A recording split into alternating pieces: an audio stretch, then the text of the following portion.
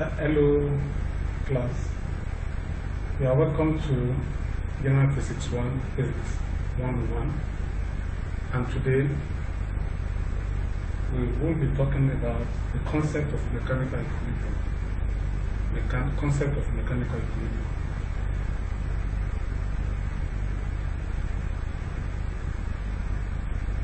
At the end of the study session 4, which is what we are examining now, the students will be able to define what the center of mass is, what its center of gravity is, be able to define and explain what moment of a force about a point is, and lastly, be able to define what a rotational motion is. Now, before we define center of mass, we must know what mass itself is. Mass is the amount of matter an object has. Like we know, objects could be in three phases, either liquid, solid, or mass. But in this case, we shall be talking essentially on solid. The amount of matter it possesses is known as mass. Now, every part of an object forms part of its overall mass. But when we try to balance an object on a point, there will only be one place where the entire mass seems concentrated. So that will lead us to the definition of mass. Mass, center of mass, as it were, is a part of an object, a point on the object where the entire mass seems to be concentrated. That is where the center of mass. So we should recall here that center of mass is a point on the object where the entire mass, the whole mass, seems to be acting or concentrated. That's about that. Now, let's go to center of gravity. Before we talk about that, we must realize that gravity is a force that acts from the top to the down. So from top to down, that's where it acts vertically downwards. That's gravity. So when the mass is acted upon by that force of gravity, then we are no longer talking about mass. We talk about weight. So in other words, now this is mass. When this mass is acted on by a force of gravity G, what you have to be mg, which is equivalent to weight. So,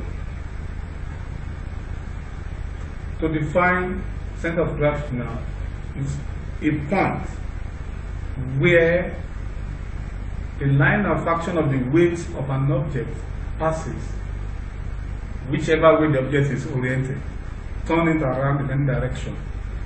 That point through which the line of action of the weight passes is known as the center of gravity. So the center of gravity is the average location of the weight of an object. Average location of the weight of an object. And we must know that the center of gravity and the center of mass coincide for bodies on the surface of the earth. Meaning that wherever you locate the center of mass, there will be the center of gravity. The weight of an object therefore passes through the center of an object. That's what we have said. And the center of gravity is a geometric property of any object. Meaning that different geometric shapes will have different center of gravity depending on the geometry of the object. So the center of gravity is the average location of the weight of an object, as we said. How do center of gravity and center of mass affect stability of objects? That is stability now. The stability of a body has a lot to do with the position of the center of gravity and the turning effect of its weight about an axis. And that explains the reason why some racing cars are more generally stable than any other car, because they are very low low. Because of that, they have high center of gravity. And vehicles that are high up, like the trucks and the trailers, they have low center of gravity. So there is a kind of relationship between the stability of an object and the height of that object itself. Now, having said that, there are three states of stability a body can possess. We have the stable equilibrium, that's the kind of condition we can have. We have the unstable equilibrium. We are talking about equilibrium now. And we have the neutral equilibrium. Three: stable, unstable, and neutral equilibrium. In this stable equilibrium, like we can see on the board, the base is lying flat on the surface. This is state of stable equilibrium. In this case, when the body or the object is slightly disturbed, it doesn't fall over, but it falls back to the same position, to the same initial position. That is when we say the body has a stable equilibrium. So, given a slight push, the object returns back to its initial position. Then we say the body is in a stable equilibrium. Like the example we have up here. For example, consider a body, like a wooden body or a cone or a funnel with its base on the table, as we can see. A slight push to this object will not topple it. It will shift position but returns back to its initial position. That is when we have a stable equilibrium. The state of unstable equilibrium, if you turn the cone or the funnel upside down such that it rests on its pointed edge on the table, you can imagine that without even giving it a push, it falls off on its own. And if it's stable initially, a slight push will topple it over. That is when we say the body is an unstable equilibrium. The body will not return back to its initial position. That's the second case. The third one is when you have the cone lying on the side. At this point, we have a neutral equilibrium. We say neutral equilibrium because when it is displaced or disturbed, the center of gravity is neither raised nor lowered to the point that it topples or falls over. And this is a case of a cylinder or a funnel lying on its sides. No matter how it is disturbed, it just rolls over.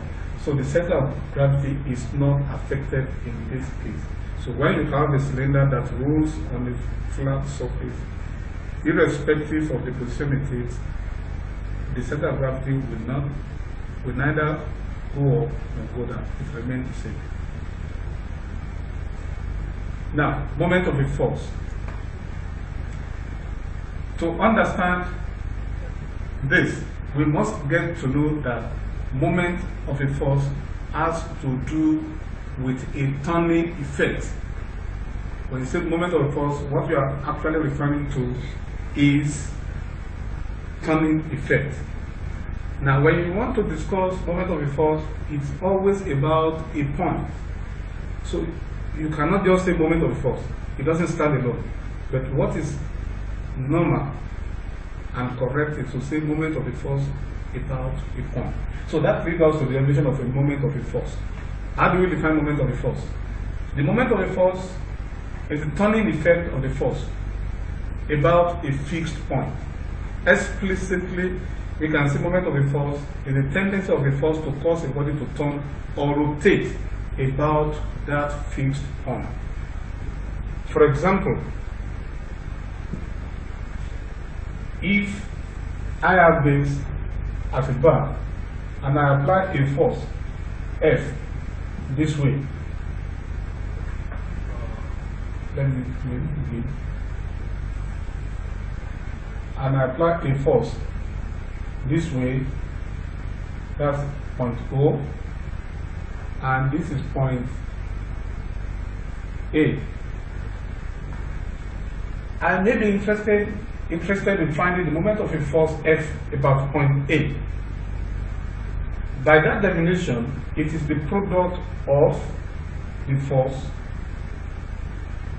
and the perpendicular distance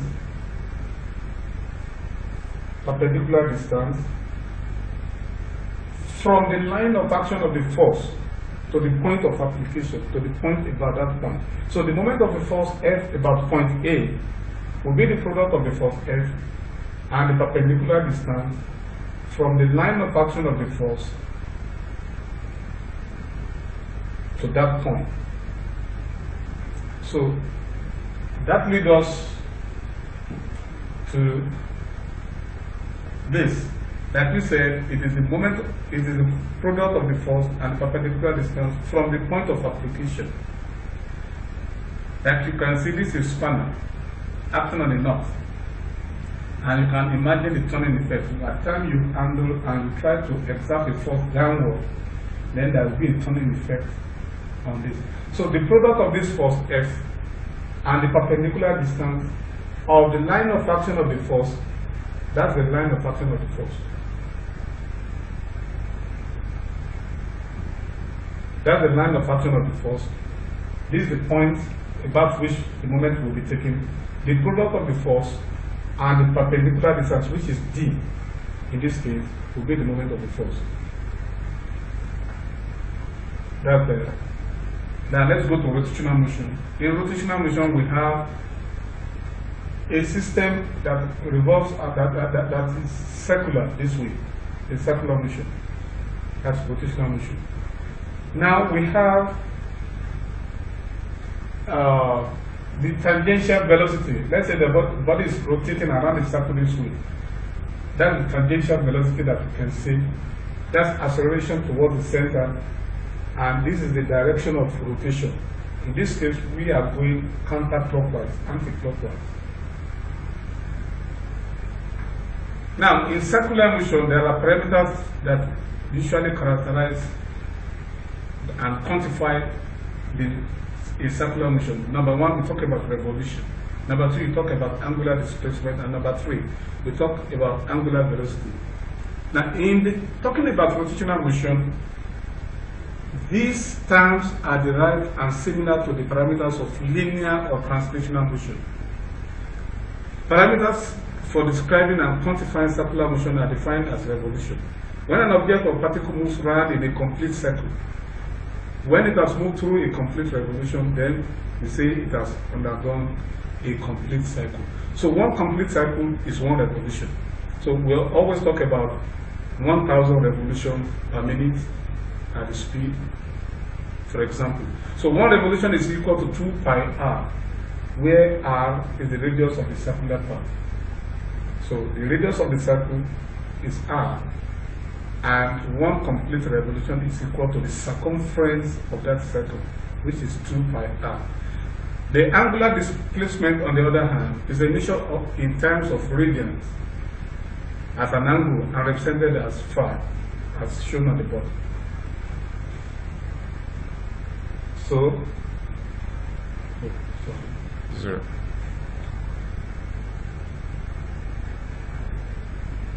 So, like we were saying, we're talking about angular displacement.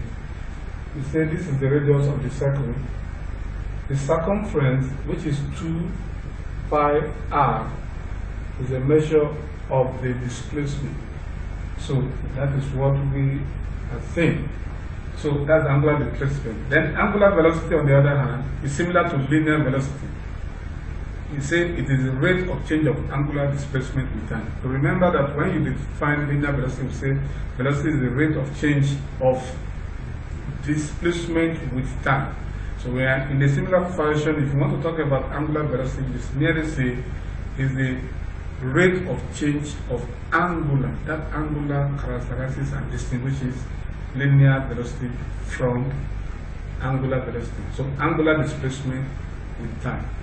Angular velocity is represented with a symbol Greek letter known as omega.